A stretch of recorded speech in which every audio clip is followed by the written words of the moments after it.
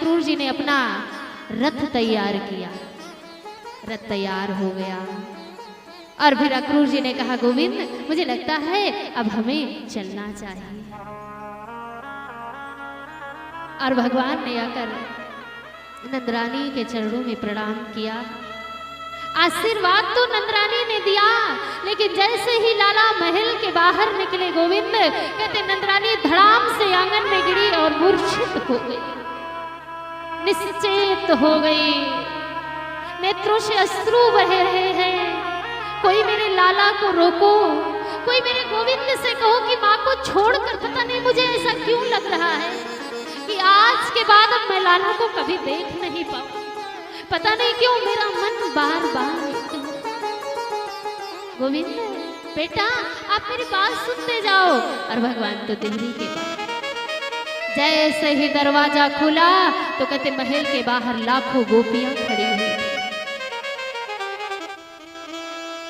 राधा रानी सम्मुख खड़ी हुई और उन गोपियों के नेत्रों से प्रेम के पनारे बह रहे हैं। ऐसा लगता है आज पूरे वृंदावन की हवा भी एकदम शोकग्रस्त हो गई है। भगवान ने गौशाला की ओर देखा तो गायें भी खड़ी होकर भगवान को देख देख के रो रही है। आज वृंदावन का एक एक पक्षी भी, उसके भी नेत्रों से आंसू निकल रहे हैं। क्यों? क्योंकि सबके प्राण तो गोविंद है, सबके आधार तो गोविंद। और ऐसा लग रहा है मानो वृंदावन से गोविंद नहीं जा रहे हैं, वृंदावन से गोविंद के रूप में सबके शरीर से प्राण निकल कर जा रहे हैं और कोई भी रोक नहीं पा रहा। कोई तो रोके, कोई तो गोविंद से कहे कि ये वृंदावन उनके बिना अधूरा है, मर जाएगा ये वृंदावन अगर गोविंद उन्हें छोड़ कर गए। भगवान सबको समझा रहे हैं। राधा रानी से भी निवेदन किया है भगवान ने और कहा, देवी हे गोपियों, आपने मुझसे इतना प्रेम किया, आपने मुझे अपना ये प्रेम समर्पित किया, आपने जो समर्पित किया मैं उस प्रेम के ऋण से कभी ऋण नहीं हो सकती। हो सके तो मुझे क्षमा करना, हो सके तो मेरे इस अपराध को क्षमा करना। गोपी आकर भगवान के चरण पकड़ ली। गोविंद आपका तो स्वभाव ही बड़ा विचित्र है, आप क्यों ऐसा करते हैं? सबसे पहले जीव के हृदय में प्रेम जगाएंगे, जीव से संबंध जोड़ेंगे और जीव से जब संबंध जुड़ जाएगा, जब आपको लगेगा कि ये मेरे बिना नहीं रह पाएगा, तो उस दिन आप उसे छोड़कर चले जाते हैं। ये जीव कोई खिलौना नहीं है, ये जीव कोई मिट्टी का खिलौना नहीं है कि बच्चे का जब तक मन किया तब तक खेला और जब मन भर गया तो उस खिलौने को उठाकर पटक दिया, उसके तो प्राण निकल गए। बच्चे को क्या फर्क पड़ता है कि खिलौना फूट गया, टूट गया, उसकी क्या दुर्दशा हो गई। आप भी तो ऐसा ही कर रहे हैं। और गोपी आकाश की ओर देखकर रो रही है कि हे विधाता, आप ऐसा क्यों करते हैं? और अक्रूर जी की ओर देखकर गोपियां कह रही है, अक्रूर आज तुम अक्रूर बनकर नहीं, आज तुम हमारे जीवन में क्रूर बनकर आए हो और तुम्हारी ये क्रूरता मेरे गोविंद को हम सबसे अलग कर रही है। कितना सौभाग्यशाली होगा वो मथुरा, जिस मथुरा में कल मेरे गोविंद विराजित होंगे, जिस मथुरा की देवियां कल गोविंद का दर्शन करेंगे। उनके सौभाग्य को तो मैं प्रणाम कर, लेकिन हमारे तो दुर्भाग्य की अंधियारी जीवन में प्रवेश कर चुकी है और गोपियां रोई हैं, इतना रोई है महाराज। भगवान ने पुनः प्रणाम किया, हो सके तो मुझे क्षमा करना।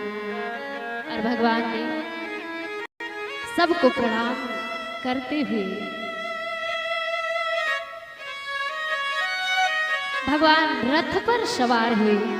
पुनः भगवान ने वृंदावन को प्रणाम किया, वृंदावन की रज को प्रणाम किया और रथ पर सवार होकर भगवान चले। रथ धीरे धीरे मथुरा की ओर प्रस्थान। वो गोपियां रथ के पीछे दौड़ रही हैं। शायद गोविंद को मेरे आंसुओं पर तरस आ जाए, शायद गोविंद मेरी पुकार सुन ले। इतने में माँ यशोदा की मूर्छा टूट गई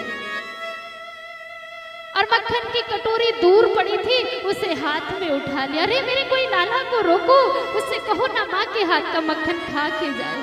कोई मेरे गोविंद को रोको, वो मेरी बात सुन ले तो जाए। और माँ पागलों जैसी नंदरानी दौड़ती हुई रथ के पीछे, लाला मेरी बात सुन लो, लाला मेरी बात सुन लो।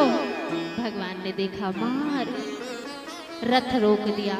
रथ से नीचे उतरकर भगवान माँ के कंठ से लिपट और फिर नंदरानी फफक फफक कर भगवान के कंठ से लगकर रोई है। और आज भगवान भी अपने आंसुओं को रोक नहीं पा रहे। पूरा ब्रजमंडल आज आंसुओं के समुद्र में डूब गया प्यारे। और नंदरानी ने हाथ जोड़कर भगवान के सामने खड़ी हो गई और कहा, लाला मुझे पता है तू क्यों मथुरा जा रहा है, क्योंकि तेरा घर तो वृंदावन नहीं है ना, तेरा सही घर तो मथुरा है। आज मुझे अक्रूर जी ने बताया कि तू मेरा बेटा नहीं, तू तो देवकी का बेटा है, तू तो वसुदेव का पुत्र है। मेरी क्या मजाल कि मैं तुझे मथुरा जाने से मना कर। लेकिन हे गोविंद, बस ये गोपी एक ही प्रार्थना, एक ही निवेदन आपसे करना चाहती है। तुम्हें याद होगा मैंने आपने एक मटकी फोड़ दी थी दही की, तो मैंने उसके लिए आपको ओखल में बांध दिया था। तब मुझे पता नहीं था कि आप भगवान हो, तब मुझे पता नहीं था कि आप ईश्वर हो। और मुझ जैसी दासी से इतना बड़ा अपराध। हो सके तो उस बात को भूल जाना, हो सके तो उस बात को कभी याद मत करना गोविंद, हो सके तो उस बात को अपने हृदय से दूर कर देना। भगवान ने माँ को कंठ से लगा लिया। माँ, आपने जिस प्रेम की डोरी में मुझे बांधा, आपने जो प्रेम मुझे समर्पित किया है नंदरानी, वो प्रेम भूलने योग्य नहीं है माँ, वो तो जीवन पर्यंत याद रखने योग्य है माता, और मैं उसकी कभी विस्मृति नहीं कर सकता। आदरणीय सुखदेव भगवान कहते, महाराज परीक्षित कहते, जिस ब्रह्म के आदि का पता नहीं, जिसके अंत का पता नहीं, उसको नंदरानी ने एक डोरी में बांधा, अपने प्रेम के बंधन में बांधा। अगर ऐसा कोई कर सकता है तो वो एक भक्त का प्रेम ही कर सकता है। प्रेम के वशीभूत होकर भगवान उखल से भी बंधते हैं, रस्सी से भी बंधते हैं, और जाने क्या क्या करते हैं भगवान। माँ, मैं उसे याद रखूंगा। और पुनः आदरणीय श्री भगवान ने माता के चरणों में प्रणाम किया और रथ पर सवार हुए और रथ मथुरा की ओर निकल पड़ा। गोपियां बार बार भगवान से निवेदन कर रही हैं। कहते हैं उस रथ के पीछे तब तक गोपियां दौड़ती रही जब तक रथ दिखाई देता रहा। शायद गोविंद को मेरे आंसुओं पर तरस आ जाए, शायद गोविंद को मेरे प्रेम पर तरस आ जाए और अपना रथ वो वृंदावन वापस ले आए। और गोपियां तड़प उठी। महाराज, ये विरह की अग्नि आज पूरे शरीर को जलाकर राख कर रही है। और उसी मथुरा के मार्ग पर बैठी बैठी गोपियां विलाप करती रही, बैठी बैठी रोती रही।